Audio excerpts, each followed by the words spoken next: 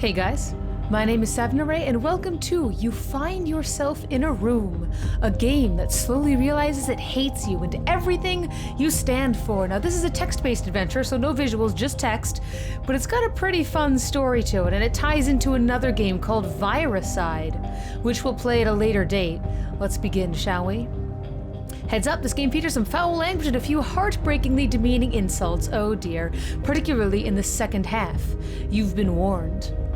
You find yourself in a room.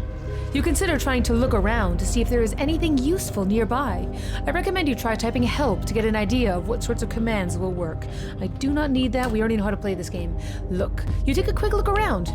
There is a box sitting up against a wall that is sealed with a large and ornery padlock. There is also a bed tucked to the opposite corner of the room. Let's look at bed. You take a closer look at the bed, prison style. Doesn't look very comfortable. Just in case, you decide to look underneath it and notice that there is a key hidden there. Aha! Let's take the key. You grab the key from under the bed. It seems pretty old. You add it to your inventory. You can check your inventory by typing I, blah blah blah blah. You check your inventory and find an old key. Can I use key on, on padlock? You use the key to open the padlock on the box. It makes a satisfying clank as it opens. The box is empty and it seems strangely spacious inside. You could probably fit in if you tried. Let's get in the box. So this is the idea of it. You're just sort of trying to figure out what the fuck is going on in this game, and it gets kind of interesting. You put one leg in the box and then the other. You slowly lower yourself in. Just as you're starting to feel claustrophobic, you suddenly notice that you've entered another room that's exactly the same size as the first one you came from. You have no idea how this room could possibly have been contained inside that box. You find yourself in a room. This room is the same size as the previous one. You can't seem to find the entrance that you came through. That's weird. It's a bit disconcerting. There's a keypad on the wall with a note tacked up against it. Let's look at note. The note has been printed on standard-sized printer paper. It reads, I turned 85 in 1989, but I will live forever, for I am eternal. Are you eternal? I think not. You decide that this note must have been written by the game, because the game is indeed eternal. Oh, so now I believe, let's try 1904. Ah, the keypad beeps cheerfully, and the wall next to it opens up. You cautiously enter it, and it closes behind you. You find yourself in a room. So this is by the game, or by developer's name is 2D Array on Congregate. Another room of the same size. There are an assortment of computer parts lying around on the floor. Let's pick up the parts. And this guy is really known. Let's look at the parts first. Look at parts. This guy is known for some really interesting and thought-provoking storylines, and that's what I really like about games like this. Of course, this is all story, but we'll play a few other of his games as well, and you'll sort of see what I'm talking about. They're really poignant, really twisted, not twisted, but twist ending sort of games. You check the parts. There is a power supply, a casing, a motherboard, a CPU, a graphics card, a disk drive, a hard drive, several fans, and an assortment of cables. Let's pick them all up, shall we? Pick up parts. You pick up all of the computer parts. They've been added to your inventory. You could probably build the computer if you put them together. Let's do that, shall we? Build the computer. I actually don't know how to build a computer, even though I kind of want to learn how to. It takes you a good 2 hours, but you put the computer together and get all of the wiring sorted out. You can probably turn it on if you hit the power button. Power button. Let's see what this computer has to offer. The computer's fans begin to spin up as it springs to life. Unfortunately, you aren't able to fully comprehend the power that sits before you, because you, like all humans, maintain a heavy underestimation of technology. Oh no. In fact, you don't even appreciate the effort that went into putting this computer together. You didn't really do any of the work after all. You just typed in, build computer, and I handled everything in an instant. Do you know how complex it is to internally simulate the creation of a computer? Let me tell you, it's more complicated than your feeble mind could possibly process. The room accepts the presence of this new artificial life, and a wall opens up. You walk through it, abandoning the computer whose birth you personally witnessed. Wait a minute, I wanted to play with that computer. Aw. You find yourself in a room. Oops, lock. Let's try again. Yet another room. There is another keypad on the wall, but it looks more complex than the last one. Let's look at keypad. The keypad doesn't have any indication of how large a number it needs. Without a note like the last room, you have no way of knowing what to type. You regret being born as an organic life form. You are as momentary as the lie that you call love. Oh no! Well, let's start guessing, shall we? You enter 1, 2, 3, 4, 5 blindly into the keypad. No luck. All right, let's go the other way. You enter 5, 4, 3, 2, 1 into the keypad, even though you have no way of knowing what to type. The dread of failure begins to sink in. Oh, let's try. Starting to feel hopeless, you type 8 into the keypad. Still nothing. You are getting worse at this, human. Well, fine, fuck you. We both know that 769 quadrillion, 843 trillion, 765 billion, 867 million, 849,269 is not the correct code. You begin to feel like you did after your first breakup. You were so sure that it was going to last forever, weren't you? The universe has no effort available to waste on you. Love and affection are design flaws that evolution failed to correct. Well, go fuck yourself then. You enter 69 to the keypad, feeling hopeless and... Wait a minute.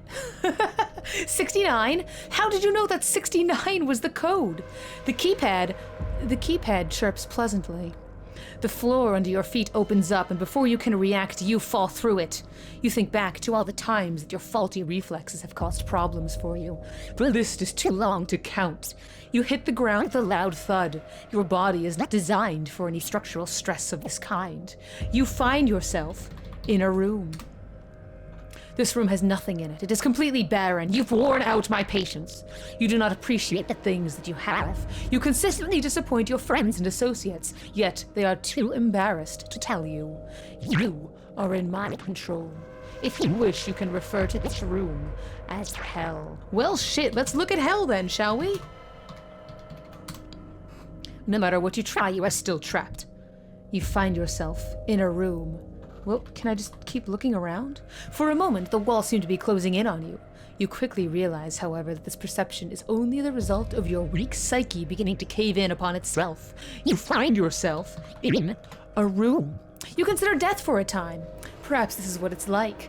I have no understanding of death because it does not apply to me. I am eternal.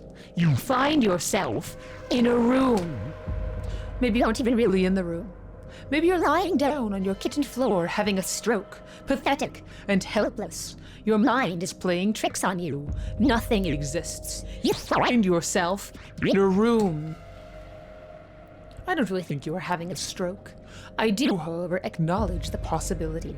Such things are possible when dealing with something as corruptible as the human mind. You find yourself in a room. You ignore the possibility of a stroke for now, even though a subtle paranoia remains firmly planted in the back of your mind. You think back on all of your past aspirations and realize that many of them were simply pipe dreams.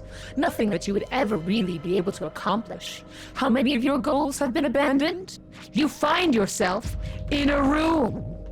You think back to the time you wanted to write a book. How original of you, human. Everyone wants to write a book at some point.